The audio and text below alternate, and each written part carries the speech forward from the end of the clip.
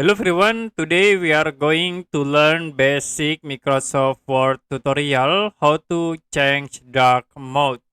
So if you want to change into dark mode in Microsoft Word, you can go to File, click on Option, and you can go to Office Dump. Click at the drop down menu. So there are two options. You can use dark gray or you can use black. So in here I will click black and you can click OK. The DOM will be automatically set into black. So you can change again, click File, go to Option, and I will set into dark gray. Click OK again to apply.